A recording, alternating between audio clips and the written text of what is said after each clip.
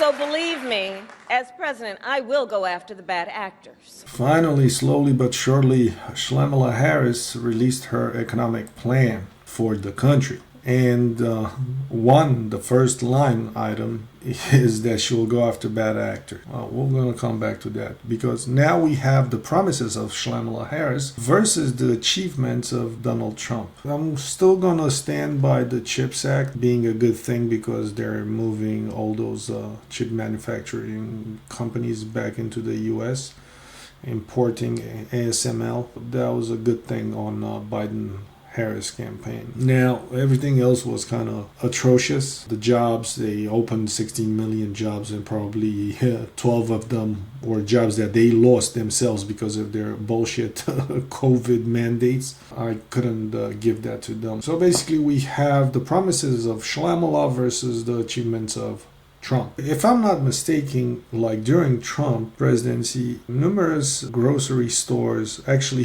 paid bonuses to their employees, which at the time was unheard of. I remember this happening.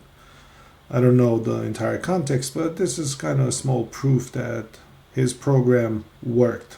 Now we have like massive inflation and soaring energy prices, and even though we're producing more oil as they're saying, they shut down the nuclear power plants, and I don't understand why, because those are clean energy, like as clean as possible, and if they want cleaner than that, then they should invest in thorium research. So now let me read you what Kamala Shlamala said she wants to do. She wants to go after bad actors, which translation means that she wants to go after the political opponents, and she wants to do a Project 2025 in reverse that suits the Democratic needs, even though the Democrats kind of control everything in this country. So going after the bad actors is basically going after people who cannot afford proper defenses, the small companies and everything, because these people are all for taxes,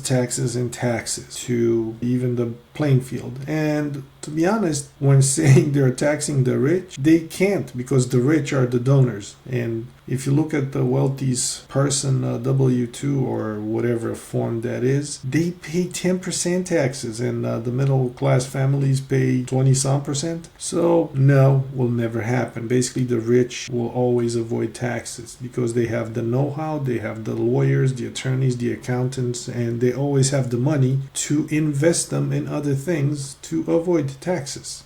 So bullshit.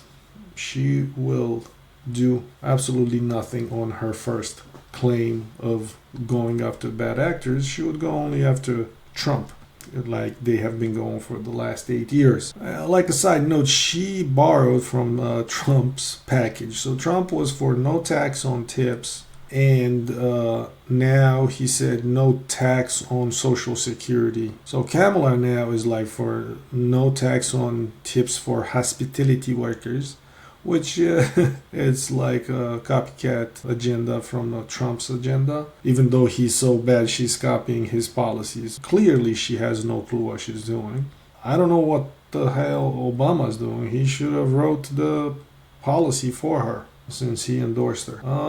But technically his hand was forced to endorse her because Biden endorsed her as a strike back against the Democrats for muscling him out. Yeah, the games of politics. And I will work to pass the first ever federal ban on price gauging on food. She will pass a federal act on price gauging, or gouging, on food, which will actually do nothing because nothing will happen. That was tried by Nixon, to my understanding, never verified that fact. So it may or may not be true that Nixon tried it and it failed. Highly unlikely. New penalties on companies that exploit crises. My plan will include new penalties for opportunistic companies that exploit crises and break the rules. Is she expecting another crisis? That's another like a bunch of a blunder, political blunder, because she's wasting political capital on like a witch hunt. Will do nothing for consumers and nobody else. They should have done that in Biden's mandate. They'll support smaller food businesses. And we will support smaller food businesses that are trying to play by the rules and get ahead. Not likely because the small businesses do not donate to campaigns, or they can barely make ends meet to survive and then have leftovers to donate to their campaigns. So she will do nothing because the food industry is controlled by the meat packers, and the meat packers controlled everybody. They control the imports, they control the exports, they control the ranchers, the farmers, the producers, everything, because the government, was it Democrats or Republicans or both in conjunction, supported big businesses because they needed big businesses, apparently. And they wiped out small businesses that couldn't compete because the big businesses could have always said, we don't want to involve you because for us, you're difficult to deal with.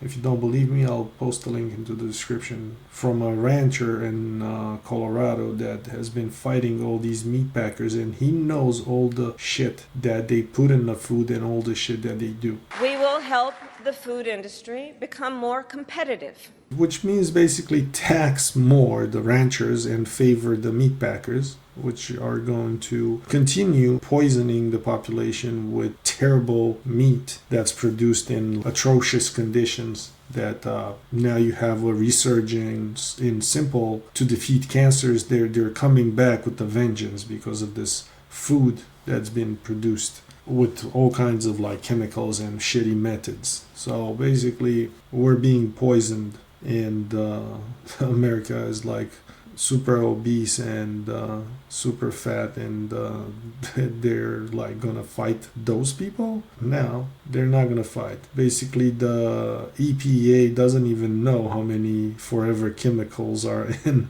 the environment because they got grandfathered in because of these bad actors, which are like the giant corporations or like super wealthy corporations. Even the government can't fight them because they control everything. So these puppets that they want to get elected, they have no power. The corporations rule.